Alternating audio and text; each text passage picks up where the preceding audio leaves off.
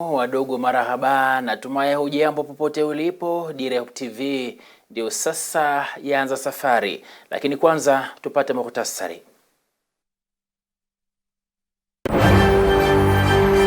Shule za sitam zatangaza utayari wake kwa mitihani ya kitaifa juma lijalo.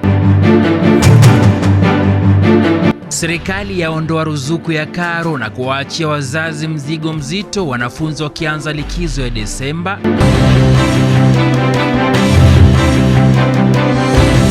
Na Askofu Kalisto Dede ajitumbukiza katika mjadala wa GMO.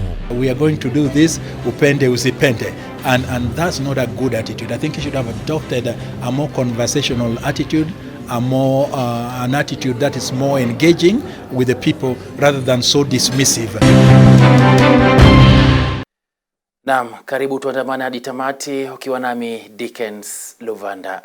Wazazi walio na watoto katika shule za umma za kitaifa na zile za ziada za kaunti watakuwa na kibarua kigumu cha ulipaji karo baada ya Wizara ya Elimu kuafikia kutema mfumo wa ulipaji karo uliokuwa ukitumika kipindi cha mkurupuko wa maradhi ya corona.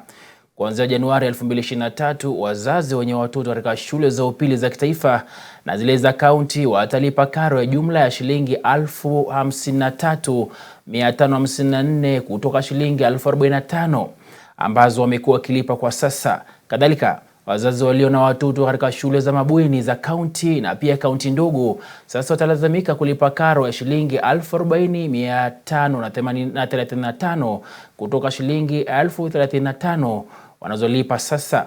Mabadiliko haya yanajiri kufuatia uamuzi wa Wizara ya Elimu kukomesha ruzuku ya karo za shule iliyowekwa mnamo Julai mwaka jana kutokana na kalenda ya shule iliyowekwa pembeni, ambayo ilisababisha majuma ya masomo kupunguzwa kutoka 39 hadi 30.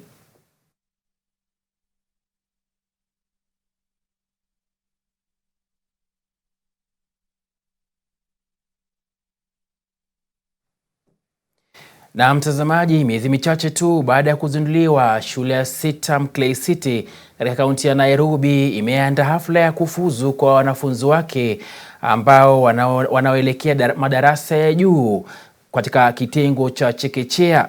Shule hiyo ambayo inakuwa kwa kasi imeendelea kuwavutia wanafunzi kutoka maeneo mbalimbali kaunti ya Nairobi na viunga vyake, mmiliki wake kanisa la sitam likijizatiti kuhakikisha kwamba kuna miundombinu ya kutosha ili kuweza kufanikisha masomo ya wanafunzi hao kwa minajili na matayarisho ya kuwafanya kuwa watu wazima, na pia kuhakikisha kwamba kuna madarasa ya kutosha ili waweze basi kutoshea kila wanapoendeleza shughuli za masomo.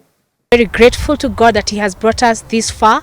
Sitam Schools Clay City began this year April with about 29 students, and today we are graduating with about 69 of them in the whole school. We have reception class, PP1 and PP2. The PP2 graduates will now go on to grade 1, and we are also now, the future plans for the school is that we are starting the grade 1 come year 2023 on 24th of January 2023. Currently at Sitam Schools Clay City, we are rolling this curriculum, the competency-based curriculum, and we are very intentional about instilling godly values. So we always have devotions both for the staff and for the children. Tangu nileta mtoto wangu sitam, ameimprove spiritually. Mtoto haezi kula, haezi lala bila kuomba, ndiye anatufanyisha devotion. Imefanya improve. Initially nilikuwa nafikiria sitam school ziko expensive sana vile mtu haezi afford. Huyu mtoto wangu nimemleta third term, actually 1 month before wafunge, na vile nilikuja nikasema nitalipa tu mtoto juu nilitamani sitam schools, lakini zilikuwa mbali na penye nilikuwa. Wakati nilijua Clay City iko juu, sikuwa najua, nikaleta mtoto, na hata si expensive, ni affordable kilinganisha na shule zingine, na kile mtoto anakuja anapata ni worth whatever unalipa. The meals, chakula wanakula chakula mzuri, hata inafanya mtoto, hata Friday ikifika mtoto anasema kesho si shule, nataka kwenda shule.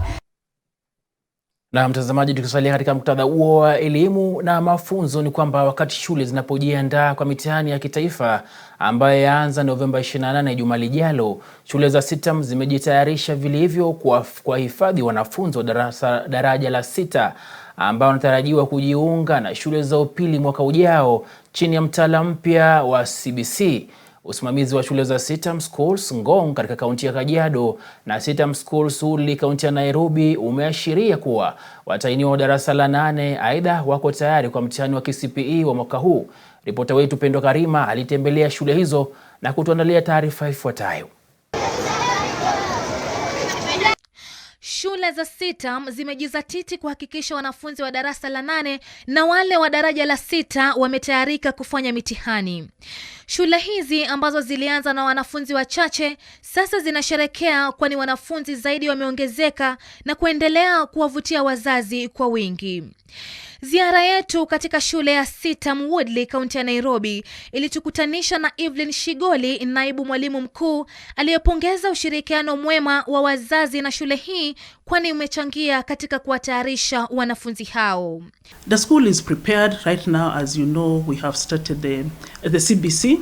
We have the grade 6 who are preparing for the exams next week. And we have a total of 110 pupils in grade 6 who are ready for the exam. They are well prepared, their teachers are ready, everything is set, and they're excited to do their first exam, which will move them to the junior secondary school. We're also ready for that. Our classes are ready. We are ready to start our junior secondary school. And we've had parents coming around to find out about the school from other schools. And we have given them information. The uniform is ready. Everything is set for junior secondary school. Shule hii ambayo mara kwa mara hutangaza matokeo bora katika mtihani wa KCPE kaunti ya Nairobi ina watahiniwa wa daraja la 6 na wa darasa la 8, wote wakikariri utayari wao kwa mitihani wanayotarajia kuanza Novemba 28. Now the junior secondary school is set to roll out from January 2023. We will be having the first set of grade 7, and we're expecting that all our grade 6 will translate into class or grade 7. So we are set. We are putting up our laboratory to be complete by mid-December. We have done our uniform. We have been registered by the Kenya National Examination Council. So we are set to go. And the exams are taking place from next week. That is on the 28th, 29th and 30th. We'll be sitting for the exams, that is KPSEA exams. Katika shule ya sitam Ngong ambayo Jumatano ya Novemba 23 imesherekea miaka 10 tangu kuanzishwa kwake, usimamizi umebaini kuwa wako tayari kwa mitihani ijayo. Shule hii ambayo ilianza na wanafunzi 4 miaka 10 iliyopita sasa imeongezeka na kuwa na wanafunzi 847.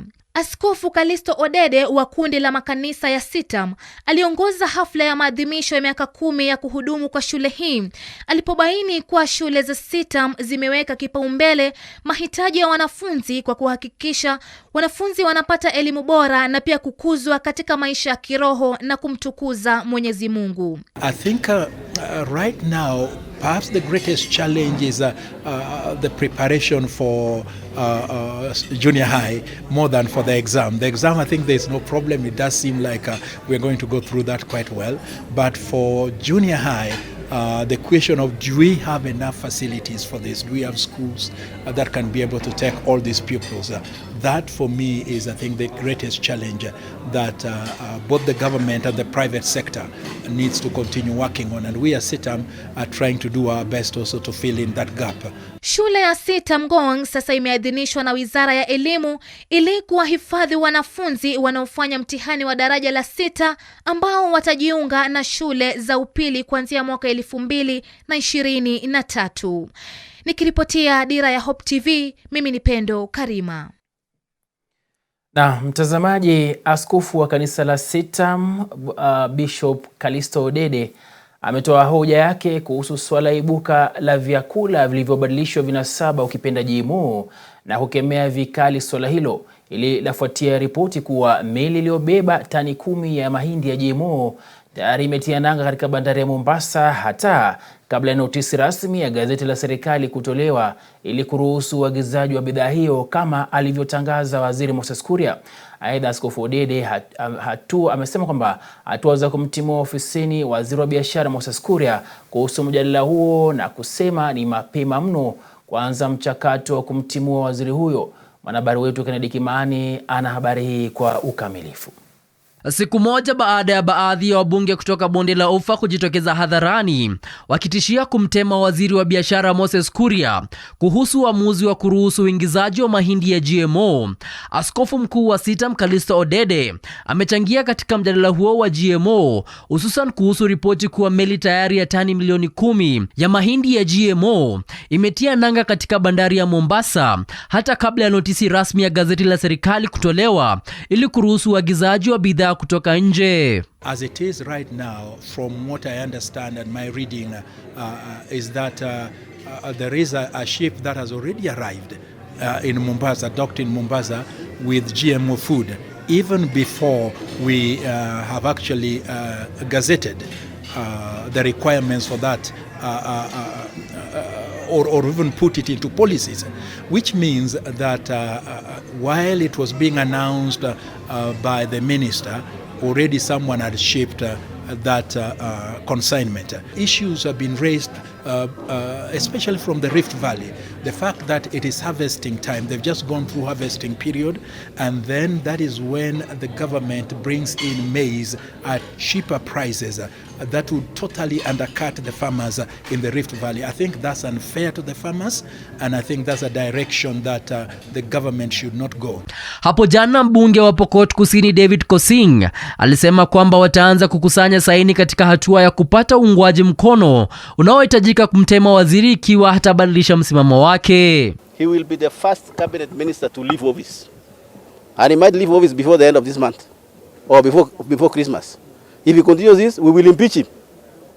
We will collect signatures from tomorrow. If it doesn't change, he will be the first cabinet minister under this administration to go home. He is not above the law or above the people of Kenya. Askofu Kalisto hata hivyo amesema kuwa ni mapema mno kuanza mchakato wa kumtema waziri Moses Kuria. I think it is too early for us to get into situations of beginning to impeach people, but my comment is that the CS himself was fairly arrogant, and his attitude was not a good attitude because it sounded like we are going to do this, upende usipende, and that's not a good attitude. I think he should have adopted a more conversational attitude, an attitude that is more engaging with the people rather than so dismissive. So the CS himself, I think, made a wrong comment, and that attitude doesn't seem to have changed. It seems to be still quite focused in the same direction. Kennedy Kimani, Dira ya Hope TV. Na shukran Bwana Kennedy Kimani kwa taarifa yako. Mtazamaji, Bwana Kimani aliweza basi kitakambi na Askofu Odede katika eneo la Sitam Schools Kajiado wakati alikuwa akitutarishia taarifa aliyotuandalia. Na tusonge mbele ambapo washikadau wanaoangazia masuala ya watoto katika kaunti ya Narok wameelezea wasiwasi wao kuhusu visa vichache vya mimba za mapema ambavyo hufikishwa mahakamani, ili hali kuna idadi kubwa ya visa hivyo katika kaunti hiyo. Hakimu mkuu wa Narok anayesimamia masuala ya watoto Adelaide Senda amelalamika kwamba kesi 70 pekee zilifikishwa mahakamani mwaka huu, ila kulingana na ripoti iliyotolewa na Wizara ya Elimu, zaidi ya wanafunzi 741 wa kike mashuleni ni wajawazito. Visa vya mimba za mapema vimekuwa vikiripotiwa katika kaunti kadhaa humu nchini, na ni chache tu ambavyo vimefikishwa mahakamani licha ya washikadau wa elimu kuzungumzia swala hilo. Ripoti iliyotolewa na Wizara ya Elimu inaonyesha kuwa kati ya wanafunzi 741 waliopata ujauzito, 248 ni watahiniwa waliofanya mtihani wa kitaifa wa mwaka huu, 140 wakiwa wa shule za msingi na 108 wakiwa wa shule za sekondari. Akizungumza katika mahakama ya Narok, Sisenda alisema kuwa wamejitolea kuhamasisha jamii kuhusu umuhimu wa kuwajibika na kuripoti wahalifu wa mimba za utotoni ili kuwalinda watoto dhidi ya aina yoyote ya dhulma. Kesi za pregnancy bado ziko nyingi, lakini kesi za FGM ndio tunajua zimepunguka sana kwa saizi, kwa sababu kama miaka 5 iliyopita kulikuwa na sherehe ile yenye msichana anaenda kutairiwa. It's a big function, ni sherehe kubwa, lakini kwa saizi wamejua ni kinyume na sheria, so kwa saizi haifanywi, na hata kama inafanywa imerudi chini na inafanywa kwa kufichwa sana. Lakini tunaungana na ngao, machief na assistant chiefs kwa ground, hao ndio wanaweza kusaidia, na pia assistant county commissioners. Hizo kesi zinaripotiwa na zinaletwa huku kotini. Kwa upande wake, wakili mwandamizi wa ofisi ya mkurugenzi wa mashtaka ya umma ODPP Narok, Duncan Ondimwa, amewaomba wakazi kuripoti visa vya dhulma za watoto, huku akiahidi kuwalinda mashahidi watakaohusika katika kesi hizo. We have several policy documents that are geared towards ensuring that all the prosecutors follow the required guidelines in handling children matters. For example, we have guidelines on dealing with FGM, we have guidelines on dealing with children in conflict with the law. We have all various sorts of guidelines to just ensure that all the rights of the children are catered for. And at the moment, we are with the assistance and the collaboration of the County Commissioner Narok and the National Police Service, we are currently looking into cases of teenage pregnancies, because by mid-September, we had around 741 underage teenage pregnancy girls. Akizungumza katika hafla tofauti, mkewe gavana wa Narok Patrick Ntutu, Agnes Ntutu, ameitaka jamii wa Masai kutoficha wahalifu wa unajisi miongoni mwao, bali waseme wazi ili waweze kuchukuliwa hatua za kisheria. Nasema teenage pregnancies is now a big menace in Narok County, and we want to stop it. So I just want to request your office, County Commissioner, help us to stop that menace. Amekariri kuwa serikali ya kaunti itashirikiana na afisi ya kamishna wa kaunti kuhakikisha kuwa wahusika wote wa unajisi wameadhibiwa. Nikiripotia Dira, mie ni Grace Ahati. Na mtazamaji, serikali ya kaunti ya Kisumu imepiga hatua katika kuimarisha sekta ya afya kwa kuzindua mikakati wa miaka miwili ambao ni 2022 mpaka 2024 ambao walenga kusaidia kaunti hiyo katika juhudi za kuwa na mfumo wa kinga wa afya hospitalini. Serikali ya kaunti ya Kisumu imepiga hatua katika kuimarisha sekta ya afya huko Kisumu kwa kuzindua mkakati wa miaka miwili wa mwaka 2022 hadi mwaka 2024. Mkakati huo wa miaka miwili wa huduma ya afya ya msingi unalenga kubuni mifumo ya kinga zaidi za kiafya. Aidha, unalenga kusaidia kaunti katika utekelezaji wa mabadiliko ya huduma ya afya ya msingi katika ngazi zote. Akizungumza na wanahabari wakati wa uzinduzi wa mkakati wa huduma ya afya ya msingi katika kaunti ya Kisumu, mkurugenzi msaidizi mwandamizi wa huduma za matibabu Daktari Kennedy Otieno alisema kuwa kutokana na mradi huo 80% ya magonjwa yatashughulikiwa katika kila ngazi ya familia. Government has always been putting enough resources for PHC implementation. For the longest time, since the county government came into existence in 2013, we've always had the highest budget allocation for health care services. But as we move forward, PHC gives us more impetus to collaborate more with other stakeholders who are ready in the field to make sure that PHC is implemented in the best possible manner. Mkurugenzi mtendaji wa Sitawisha dada Patricia Orao, ambaye ni mshirika katika mkakati wa maendeleo ya PHC, alisema kuwa hospitali sio tu kuhusu utoaji wa huduma za kiafya, huku akiarifu kuwa kila mtu katika ngazi ya familia anapaswa kutawala maisha yake ili kuepuka kutumia pesa nyingi katika matibabu. Other aspect of it is making people to be at the center of health service delivery. A lot of times we don't trust people enough to be able to chart their way forward when comes to health, and that's problematic because people have to be involved. And so this policy also stresses on the fact that we have to involve communities to be able to make the right decisions for themselves regarding healthcare. Nikiripotia Dira ya Hope TV, jina langu ni Gloria Musimbi. Tuangazie taarifa tofauti ambapo visa vya migogoro kati ya wanyamapori na binadamu vinaendelea kuongezeka eneo la Ziwa Oloidien, eneo bunge la Naivasha. Kaunti ya Naivasha, watu 3 wakiuawa na viboko katika muda wa mwezi mmoja uliopita. Visa hivyo vimehusishwa na kufungwa kwa maeneo yanayopitia wanyamapori, uvamizi wa ardhi za ukingo wa ziwa na kuongezeka kwa idadi ya wavuvi. Dulimurigi na taarifa hiyo. Angalau wanaume 3 wameuawa na viboko katika muda mwezi mmoja uliopita katika Ziwa Oloidien huko Naivasha. Kufungwa kwa maeneo yanayopitia wanyama kumechangia visa hivyo.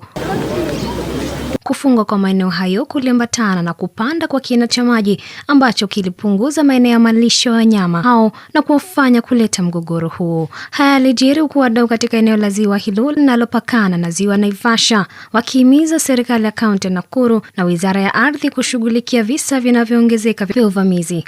Imeelezewa zaidi. Kulingana na mwakilishi wadi wa Maela Jen Gituku, kufungwa kwa maeneo hayo na uvamizi wa ardhi kunatia wasiwasi na tishio kwa mfumo wa ekolojia wa ziwa hilo. Wakati huo alisema kuwa ziwa hilo halijafaidi wakazi wa wadi ya Maela na kuongeza kuwa ni wakati sasa wa kubadilisha swala hilo.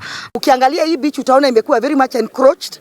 Tunaomba pia serikali ikumbuke itufungulia, maana tuko na mambo mengi tunastahili kufanya hapa. Wanyama wetu hawana pahali ya kukunywa maji, watu wamefunga. Juzi tuna kijana ameua na hii kiboko kwa sababu wamefunga hii beach yote, riparian land hakuna, na nataka muangalie ile wall imeingia katika maji, na kwa hivyo wanyama na watu tumekuwa na very serious conflict. Mmoja wa wavuvi Kenneth Waweru alisema kuwa alikuwa katika mashambulizi ya mara kwa mara kutoka kwa viboko. Kulingana naye, uzio wa hivi majuzi wa ardhi na wawekezaji umepunguza pahali pa malisho kwa viboko, hivyo kuwa lazima kushambulia mashamba ya wakazi. Wameumwa, anakanyagiriwa chini na kiboko, anapotelea.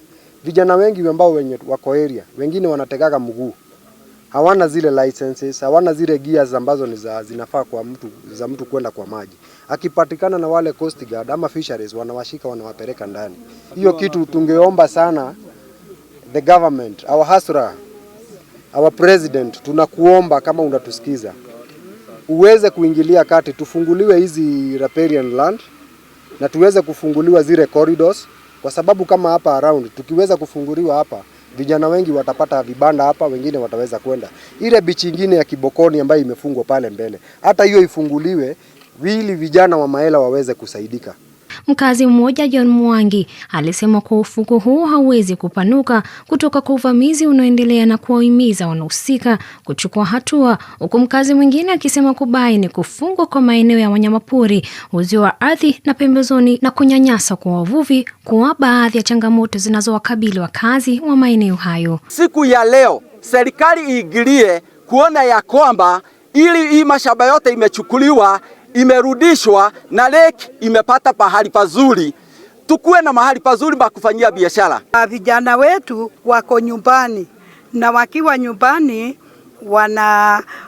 wanafanya mambo machafu kwa ajili ya kukosa mahali ya kushinda, na hii vijana wako na nguvu ya kutega samaki, hata kupigia wapitanji wanakuja hoteli zao waweke mahoteli hapa. Doli Mariki Mbuvi, Dira ya Hope TV. Naam, Rais William Ruto amekaribisha jumuiya ya wafanyabiashara wa Korea Kusini kuwekeza katika miradi mbalimbali kama vile uchukuzi na miundombinu mingine pamoja na ICT nchini humo, akiwaahidi kuwa Kenya imeweka mazingira bora ya kuwavutia wawekezaji. Akizungumza mjini Seoul, Korea Kusini wakati wa kongamano la kibiashara la kufungua fursa za biashara za uwekezaji baina ya Kenya na Korea Kusini, Ruto alisema Kenya imeweka sheria za kufanikisha ushirikiano wa sekta ya umma na kibinafsi. Mashirika ya kibiashara ya Kenya na Korea Kusini pia yametia saini mkataba wa ushirikiano ili kuharakisha biashara na uwekezaji. Africa is the present and future horizon of opportunity and limitless advantage. By 2050, a quarter of the world's population will be living in the African continent for development, for business, and for investment. It is an honor this evening to join you at this auspicious occasion marking Korea-Africa relations. The wheels of history are a fair measure of the journey of humankind. Struggles of one generation speaks well of the aspirations of the next. And the success of the past inspires the dreams of tomorrow. Na mtazamaji, muda umenipa kisogo, sina budi ila kukomea hapo kwa sasa. Shukran kwa muda wako. Kumbuka, shukrani ya punda ni mashuzi. Walikwisha sema wahenga. Mimi ni Dickens Luvanda. Alamsiki.